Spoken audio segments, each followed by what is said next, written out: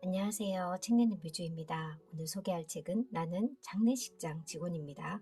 책 제목이 재밌기도 하고요. 장례를 직원 입장에서 쓴 책인데요. 슬픈 이야기지만 유쾌하면서 죽음에 대해서 한 번쯤 다시 생각하는 시간이었습니다. 다순용, 지음, 오하나 옮김. 잠깐만요. 관뚜껑 좀 닫고 올게요. 장례식장에서 벌어지는 별별 사건 사고와 포벌적도, 유머의 향연. 출판사는 마시멜로. 다스 슝. 장례식장 직원, 대만 유명 사이트 PTT 마블 게시판의 인기 필자이자 베스트셀러 저자. 내 이름은 다스 슝, 아무 생각 없는 뚱보 오타쿠입니다. 한때 현금 수송 차량 기사와 요양 보호사로 일한 적이 있으며 현재는 장례식장에서 근무합니다. 나는 하루하루가 즐겁습니다. 집이나 차를 살 생각도 없고 여자친구를 사귈 마음도 부자가 될 마음도 없습니다. 꿈은 내게 사치일 뿐입니다. 그런데 내가 남들과 다르다는 걸 알지만 나는 내 일을 좋아합니다. 일하면서 만나는 사연들이 모두 내게 살아갈 힘을 줍니다. 좋은 일도 나쁜 일도 나는 정말 재미있습니다. 나는 밥만 먹을 수 있으면 즐겁습니다. 아침에 일어나 아직 숨쉬고 있음에 행복합니다. 제 말버릇은 저는 다스 슝입니다. 다음에 또 만나요입니다. 이분의 생각이 참 유쾌하고 긍정적이어서 너무 닮고 싶다는 생각이 들었습니다. 프롤로그 기쁘게 모시겠습니다. 나는 장례식장에서 일한다. 여기서 일하기 전까지 줄곧 서비스업에 종사했다. 여기에서 막 일을 시작할 때도 어서 오세요 라고 외칠 뻔한 걸 가까스로 참곤 했는데 그런 나의 노력은 전화를 받으면서 물거품이 되고 말았다. 안녕하세요. 장례식장의 다스 슝이라고 합니다. 기쁘게 모시겠습니다. 사람이 죽었는데 기쁘긴 뭐가 기뻐요. 하긴 그렇다. 장례식장 면접을 볼 때는 작은 테스트 하나가 있었다. 시체를 무서워하는지, 가족의 반대가 없는지, 야간 근무를 할 수 있는지 같은 질문들 외에 안치실의 냉동고를 열어 시체를 직접 보는 것이었다. 면접관은 보디백을 열고 무섭나요? 하고 물어봤다. 죄 지은 것도 없는데 나와 아무 상관없는 시체를 본들 뭐가 무섭겠냐고 나는 태연히 대답했고 무사히 면접을 통과했다. 차례 어쩌다 장례식장. 매일 시체를 보는 사람들, 남겨진 자들의 얼굴, 무서운 이야기, 삶과 죽음 그 사이에서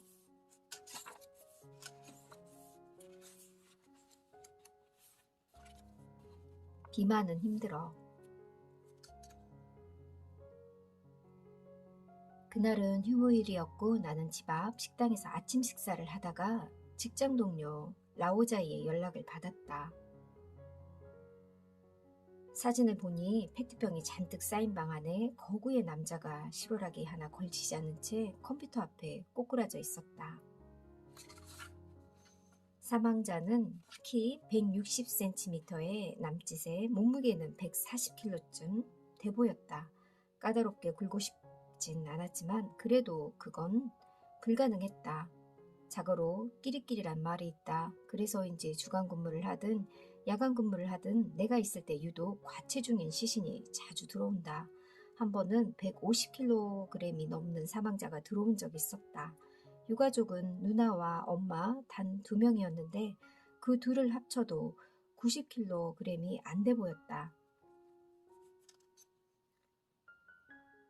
나는 젖먹던 힘까지 짜내 그 시신을 냉동고 침대에 누웠다. 최대한 가족들이 보지 못하게 막았어야 했는데 시신에 반드시 해야 할 일이 있기 때문이었다. 바로 사망자의 손을 배 위로 올린 후 밧줄로 배에 돌돌 묶어 고정시키는 일이다. 이렇게 하는 이유가 뭐냐고.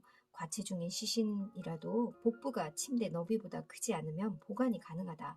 그러나 안타깝게도 그렇지 못한 경우에는 보관할 수 없다. 냉동고에 넣었다가 언젠가는 다시 꺼내야 하기 때문이다. 억지로 우겨 넣는다 해도 꺼낼 수가 없는 것이다. 손을 묶는 이유는 그렇게 고정해야 양옆으로 떨어지지 않기 때문이다.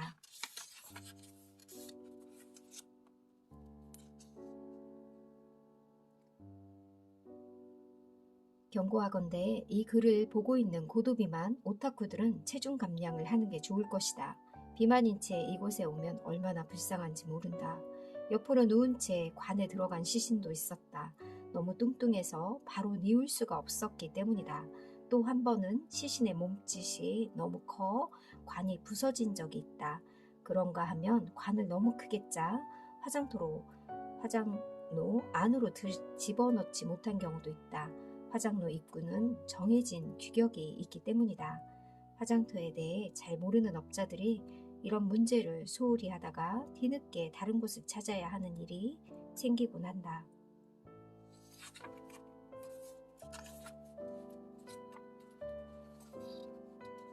부모는 자식을 기다려주지 못한다. 가끔 일하면서 겪은 일들을 말씀해 드리면 아주 재미있게 들어주신다. 정말이지 삶과 죽음에 열린 생각을 가진 분이다. 그날의 가족들도 매우 보기 좋았다. 내가 할머니의 시신을 냉동고에 넣기 전 마지막 인사를 나누라고 말하자 온 가족이 눈물을 삼키며 대답했다. 그래요. 마지막으로 한 번만 더 봐요. 그렇게 보디백을 여는 순간 내 눈에서도 눈물이 줄줄 흘러내렸다. 보통은 이런 장면을 보면 울음이 터질 걸 빤히 알기에 얼른 몸을 돌리는데 그날은 우리 외할머니 생각에 속수무책이었다. 그렇게 한참을 울고 있는 사이 장의사가 가족들 밖으로 안내했다. 돌아가신 분은 돌아올 수 없어요. 놓을 줄도 알아야 해요. 당신이 제대로 살지 못하면 할머님이 걱정하실 거예요. 자, 이제 앞으로 나아가는 거예요.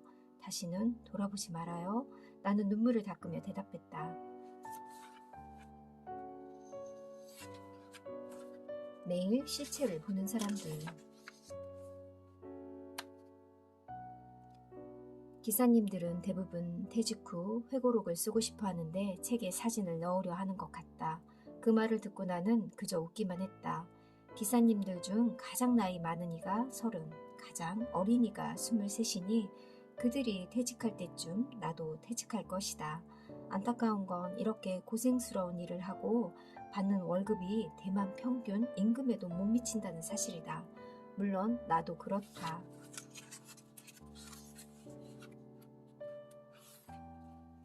금반지의 행방은 화장을 할 때 주근이가 생전에 사용했던 옷가지나 장신구를 함께 태우는 경우가 있다. 실제로 그 금붙이들은 다 어디로 가는가? 지금부터 말하려고 하는 할머니의 금반지가 바로 그 예외다. 할머니를 화장하기로 한 날, 전날 가족들이 찾아왔다. 그중 한 명이 할머니 손에서 반지를 빼가려고 하자 다른 가족이 말했다. 어머니가 60년 넘게 끼고 있던 반지야. 그대로 가져가시게 두자. 다른 가족들도 동의해 반지가 손에 끼워진 채 할머니는 화장터로 옮겨졌다. 화장터에 도착하자 장례업자가 유가족을 진정시킨 후 밖에 있는 자리로 안내했다. 유가족들이 자리를 뜨자 장례업자는 슬쩍 몸을 돌리더니 할머니 손에서 반지를 빼 곧장 자신의 주머니에 넣었다. 할머니 손에서 반지를 빼 곧장 자신의 주머니에 넣었다. 신기하지 않은가? 화장터에 가지도 않은 내가 이 일을 어떻게 알고 있을까? 사실은 화장터 동료가 그날의 일을 말해줬다. 할머니가 이 세상에 미련이 남으셨나 보네요. 우리 할머니가 가시는 길 평안하시라고 불사라도 드리는 게 어떨까요? 그렇게 드린 돈에는 0이 5개나 붙었다는 사실까지만 말하겠다.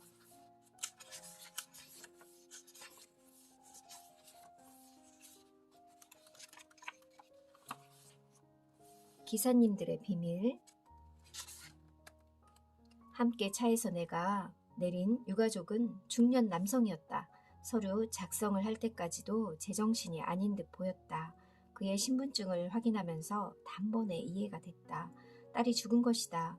이렇게 자식 일은 부모들을 볼 때마다 가슴이 미어진다. 게다가 사망자는 나보다 2살이 어렸다. 인생에서 가장 아름다운 나이 아니던가. 나는 유가족이 밖에 나가 전화 통화를 하는 틈을 타 기사님에게 어떻게 된 상황이냐고 물었다. 손목을 그었어요. 세면대에 손을 넣고 있어서 손이 퉁퉁 불어있더라고요. 그러니 이따가 이름표 왼쪽 손에 채우지 마세요. 시련으로 괴로워했대요. 수없이 보아온 자살의 이유 가운데 사랑 때문에 자살하는 경우를 난 아직도 이해할 수가 없다.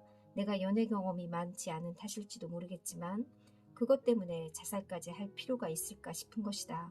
물론 누구나 저마다의 어려움이 있고 이겨내고 싶지 않은 건 아니었을 테지만 그건 그렇고 나는 손목을 긋는 방법을 선택한 사람의 실로 존경스럽다. 이러한 방법으로 자살할 경우 심경이 변화할 시간과 기회가 너무 많고 그 과정이 고통스럽기 때문이다. 수많은 자살 방법 가운데 매우 힘든 편에 속한다. 상태를 점검한 후 손목에 이름표를 채울 때 꽃보다 아름다운 청춘이 안타깝게 가는구나 하는 생각이 들었다. 생전에 미인이었다는 것만큼은 분명히 알 수 있었다.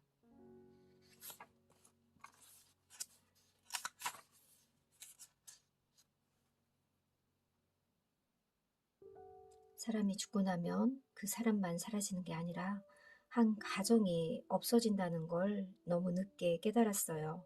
우리 부모님이 검시실 밖에서 기다리는 저 사람들 신세가 될 수 있다고 생각하니까 제대로 된 일을 찾아 열심히 살아야겠다는 마음이 들더군요.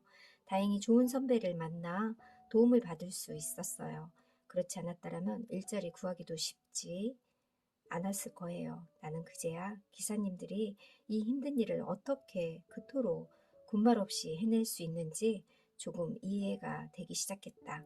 24시간 대기조로 살아야 하는 직업은 돈을 위한 것이기도 하지만 철없던 젊은 날 저지른 실수를 만회하기 위해서라는 걸 말이다.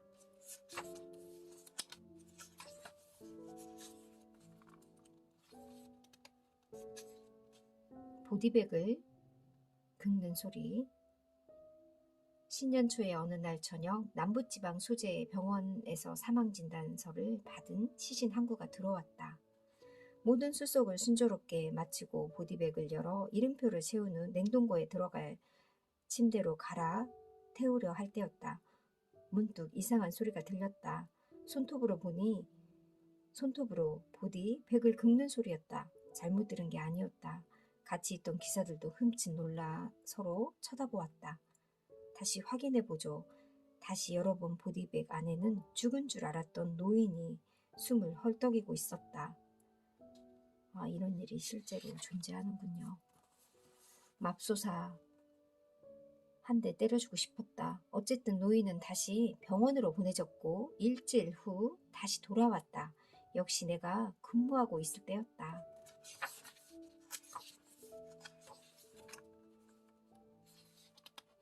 조금은 다른 사랑.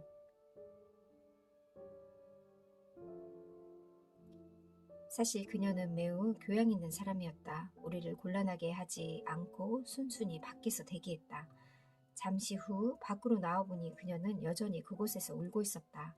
사실 그녀와 사망자의 관계를 대충 짐작하고 있었다. 더불어 유가족 태도의 의미도 때때로 어떤 관계는 가족의 인정도 사회의 납득도 받을 수 없고 심지어 본인들도 어떻게 설명해야 할지 입이 잘 떨어지지 않곤 하지만 우리는 그마저도 이해하고 존중해야 한다. 그때 유가족의 한마디가 그녀에게 찬물을 끼얹었다. 우리 동의 없이는 저 여자한테 아무것도 보여주지 마세요. 우리랑 아무 상관도 없는 사람이니까. 하지만 규정은 규정이었다. 법적으로 가족 관계인 사람들의 요청인데다가 우리는 그녀를 위해 밥줄을 포기할 만큼 위대한 사람들이 아니었다. 결국은 못 본 척 할 수밖에 없었다. 그녀가 무척 교양 있는 사람이라는 사실은 인정할 수밖에 없겠다. 그녀는 우리를 곤란하게 하지 않고 그저 냉동고 쪽을 향해 우리를 향해 한 번 고개를 숙여 인사하고 그대로 자리를 떴다.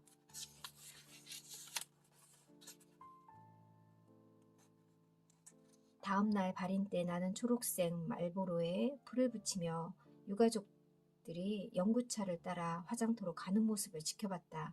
그리고 대열의 맨 끝에 일행 같기도 하고 아닌 것 같기도 한 작은 그림자 하나가 사망자의 마지막 길을 배웅하는 모습을 봤다. 나는 내 자리로 돌아와 계속해서 다음 사연을 들을 준비를 했다. 가끔 누군가가 인생에서 가장 아픈 상처를 받는 모습을 보게 될 때가 있다. 하지만 내게는 많고 많은 사연들 중 하나일 뿐이다.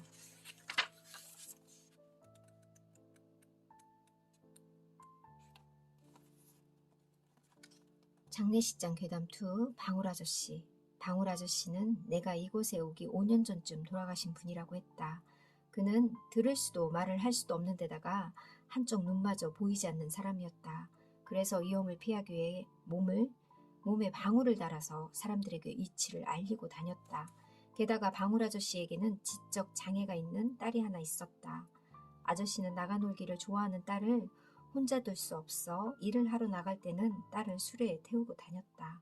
수레에 딸을 태우고 아저씨는 매일 쓰레기를 주우러 다녔다. 가끔 장례식장에 가서 향을 피우고 답례품이나 도시락 같은 걸 받아오거나 버려진 음료수탑이 있으면 주워다 잡화점에 팔기도 했다. 제사를 지낸 후 버려진 음식이 있으면 그것이 곧 그들의 저녁 식사가 됐다. 그러던 어느 날 양아치들이 딸의 바지를 벗기로 하고 아저씨는 낯을 휘둘렀다. 그제야 양아치들은 아저씨의 마지노선이 어디인지 알게 되었다. 방울 아저씨는 얼핏 근심 걱정이 없어 보였다.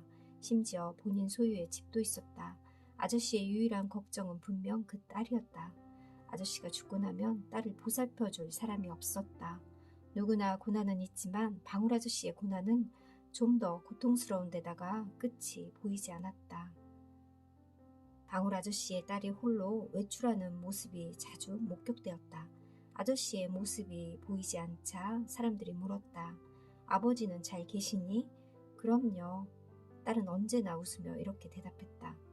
그렇게 방울 아저씨는 점점 잊혀져 갔다.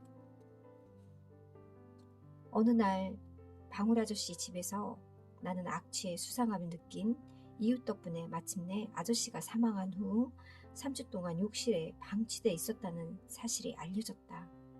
이야기가 여기에서 진행됐을 때 내가 끼어들었다. 그럼 딸은 3주 동안 뭘 먹고 지낸 거예요? 그 뚱보 아저씨는 잠시 침묵하더니 이내 고개를 저었다. 아무도 모르지. 나 역시 입을 닫았다. 다음으로 궁금한 것은 일종의 직업적인 관심이었다. 아저씨는 무연고자가 아니지만 그렇다고 딸이 장례를 치를 능력이 있는 것도 아니지 않는가? 이 문제는 다행히 어느 돈 많은 장례업자가 사비를 들여 처리해 줬다고 한다. 사연은 여기서 끝이 아니다. 방울 아저씨의 딸은 검시 직후 사라졌다고 한다. 그래서 그 장례업자가 집을 정리하기 위해 찾아갔는데 사실 방울 아저씨는 엄청난 현금 부자였던 것이다. 생각해보면 그럴만도 하다. 그렇게 근검전략한 데다가 돈 쓸 일이 없었으니 모아둔 돈이 적지 않았을 것이다. 쓸 목숨이 부족했을 뿐 하나뿐인 딸도 사라졌으니 그 돈이 다 무슨 소용인가. 그래서 그 현금은 어떻게 처리됐을까? 이 역시 아무도 모른다.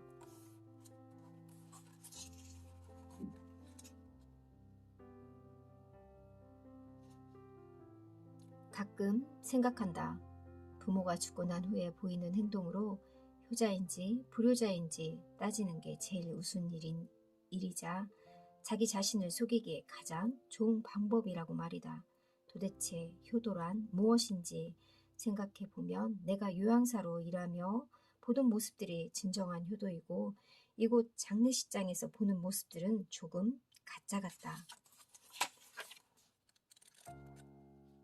삶과 죽음 그 사이에서 가장 잔인한 일, 가장 잔인한 건 내가 가장 사랑하는 사람이 한평생 부대끼고 살던 사람이 하루하루 나를 천천히 잊어가다가 어느 날 완전히 모르는 사람이 되는 거야. 봐봐, 사랑했던 사람인데 지금은 날 봐도 사랑은커녕 내가 누군지도 모르잖아. 어떻게 보면 병 중에 가장 큰 병이 치매인 것 같습니다.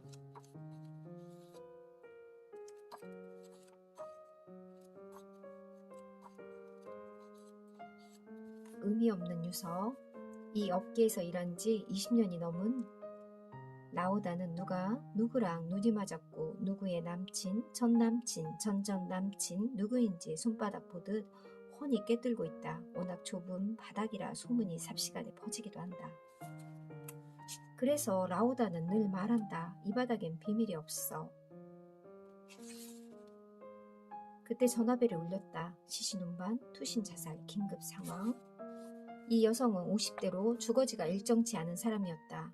유가족과 딸과 아들로 고등학생으로 보였다. 남편은 내연녀가 생겨 가족을 버리고 집을 나갔고 그때부터 이 여성의 우울증이 시작됐다고 한다. 그러다 아이들은 외할머니 집에 맡기고 떠돌며 지냈는데 4년 후 아이들에게 들려온 어머니의 첫 소식은 이미 관 속에 누워있다는 것이다.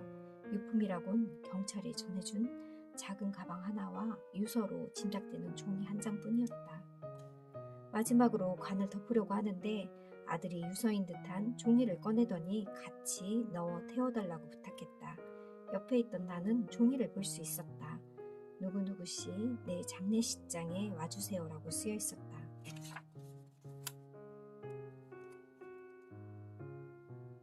나는 담배를 꺼내 물며 생각했다. 만약 저 여성이 죽어도 변하는 건 아무것도 없다는 사실을 알았더라면 그래도 뛰어내렸을까? 남겨질 사람들을 생각한다면 절대로 자살하지 마라. 자살은 남은 사람들을 너무 힘들게 한다. 지난 몇 년간 나는 여러 건의 자살을 목격했다. 각광받던 번개탄 자살 방법에 대해 말해보겠다. 번개탄 자살 건수는 진심으로 너무 많다. 이 방법을 택하는 사람들은 대개 소심한 성격이다. 이런 유형은 대개 생전 모습으로 세상을 하직하고 싶어한다. 하지만 그런 일은 없다. 이들은 대부분 가족과 함께 살지 않고 친구도 없다. 그래서 한참 후 발견되는 경우가 많은데 그때는 이미 온몸이 까맣게 부패하고 냄새도 고약한 끔찍한 모습으로 변해 있다. 다음으로 투신자살이다. 개인적인 견해로는 투신자살을 택한 사람들이 가장 용감한 것 같다. 지금까지 3번의 투신자살 현장을 봤는데 첫 번째 사망자는 유층에서 뛰어내려 머리가 다 깨져 뇌까지 보였다. 뒷이야기는 너무 끔찍해서 생략하겠습니다. 의사와 검사가 장례식장에 와 검시를 진행할 때 나는 유가족들을 휴게실로 안내하는데 어떤 가족들은 매우 슬퍼한다. 언젠가 경제력이 좋지 않은 아버지가 폐암 말기 선고를 받자마자 목을 매 자살한 사건이 있었다. 남겨진 4명의 딸은 영정 앞에서 대성통곡을 했다. 화가 난 듯 보이는 가족들도 있다.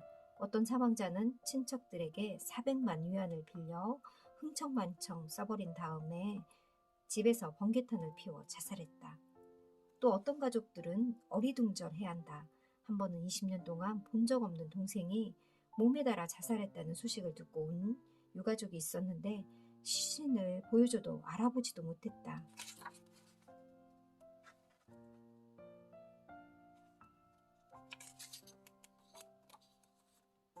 이곳에서 겪는 모든 일이 나에겐 의미가 된다. 좋은 일이든 나쁜 일이든 상관없이. 적어도 나는 책 한 권을 써냈으니까요. 에필로그. 우리 집은 늘 돈이 없었다. 그나마 다행이라면 삼촌과 고모들이 물신양면으로 도와줬다는 것이다. 심지어 대학교 학비도 고모가 대신 내줬다. 대학교 들어간 후에 경제사정 때문에 친구들과 자주 어울릴 수 없었다. 하루는 친구와 함께 맥도날드에 갔다. 그날은 지갑에 500위안이 있으니 충분하다고 생각했다. 그렇게 맥도날드에서 주문을 마친 후 지갑을 열었는데 그 500위안은 이미 아버지가 가져가고 없었다. 하하, 나는 그 자리에서 울음이 터졌다. 지금 생각하면 참 우스운 일이다. 다 큰 남자가 맥도날드에서 주문하다 전 재산을 아버지에게 털렸다는 사실을 알게 되다니. 너무 웃겨서 흘린 눈물인지 너무 슬퍼서 흘린 눈물인지 잘 모르겠다. 다만 친구가 돈을 대신 내준 것만은 기억하고 있다. 그래서 돈을 벌기 시작한 후로 기회가 있을 때마다 그 친구에게 밥을 산다. 그 친구에게 입은 은혜는 절대 잊을 수도 없다. 그때의 굴욕도. 내가 아버지에게 처음으로 대든 건 대학교 4학년 때의 일이었다. 그날 아버지가 먼저 어머니를 때렸다. 어머니는 늘 일하다 밤늦게 오셨는데 이를 두고 아버지가 외도를 의심하기 시작했다. 우리는 경찰이 오고 나서야 겨우 싸움을 멈췄다. 이 일로 나는 어머니와 여동생을 데리고 집을 나왔다. 그렇게 드디어 아버지로부터 벗어났다고 생각했는데 어느 날 집에 와보니 아버지가 있었다. 갈 데 없어진 아버지가 어머니께 같이 살게 해달라고 애원하러 온 것이다. 어머니에도 화가 났다. 어머니를 그 지옥에서 빼내기 위해 얼마나 애를 썼는데 왜 스스로 다시 돌아가려고 하는 것일까? 나는 아버지에게 말했다. 우리 집에서 지낼 생각은 꿈에도 하지 말라고. 이 일로 우리는 몇 번이나 싸웠고 아버지는 중풍에 걸렸다. 아버지를 휠체어에 앉히고 기사님께 죄송하다고 거듭 사과를 드렸다. 나는 아버지와 깊은 대화를 나눠본 적이 없다. 돌이켜보면 그게 가장 아쉽다. 나 역시 어릴 때 어른이 돼서 아버지와 함께 앉아 맥주를 마시는 날을 꿈꿨다. 그날이 오면 이렇게 묻고 싶었다. 내 인생에 무슨 짓을 하신 건가요? 굳이 꼽아보자면 아버지와 허심탄회한 대화를 나눌 기회가 2번 있었다. 한 번은 아버지가 2번째 중풍이와 식물이 인간이 됐을 때였다. 나는 병상에 앉아 옛날 일을 기억하냐고 물었다. 만약 아버지가 치료를 포기하면 당신은 이 불효자를 어떻게 할 셈이냐고. 또 한 번은 아버지의 발인 전날이었다. 나는 복원을 마친 아버지 앞에 앉아 말했다. 이번 생은 이렇게 끝났으니 더 이상 미워하지 않겠다고. 진심이었다. 그리워하지도 않을 것이다. 아버지에 대한 감정은 기쁨도 슬픔도 없는 상태 그뿐이다. 하지만 어머니는 처참하게 우셨다. 나는 내 부모에게서 진짜 사랑을 받다. 물론 평생을 싸우며 지내느라 어머니가 다정하게 여보라고 부르는 건 아버지가 식물이 인간이 된 후 처음 들었지만 말이다. 어머니는 하루도 빠짐없이 아버지를 보살폈다. 그 와중에 어머니가 다정한 손길로 아버지의 머리를 쓰담거나 아버지를 정성스레 씻기고 기저귀를 갈아주는 모습을 보는 게 나는 좋았다. 나중에 곰곰이 생각해봤는데 어쩌면 아버지 말이 맞을지도 몰랐다. 나는 친구도 없고 사귈 생각도 없으며 놀기 좋아하고 도박을 했으며 무엇을 끝까지 해본 적도 없다. 그래서 책을 쓸 결심을 했을 때 반드시 이 책을 완성해 아버지의 영정 앞에 놓아드리고 이렇게 말하리라 다짐했다. 아버지, 당신이 틀렸어요. 나는 아버지와 조금은 달라요. 적어도 나는 책을 한 권 써냈거든요.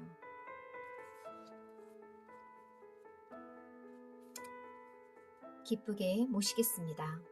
배를 잡고 웃다가도 눈물이 핑 도는 이야기의 매력, 어쩌다 장례식장에서 일하게 된 남자의 리얼 노동 밀착 에세이, 대만 종합 베스트셀러. 이 책은 꼭 한 번쯤 읽어봐도 좋은 책입니다. 저자의 가정 환경을 이렇게 진심으로 정직하게 쓴 글도 마음에 들었고요. 이렇게 좋은 마음으로 유쾌하게 일하시는 저자가 참 대단하다는 생각이 들었습니다. 이 책을 읽으면서 인생의 교훈도 느끼게 되고 장례를 치르는 그런 유가족들의 모습도 한 번씩 생각해보는 시간도 되었습니다.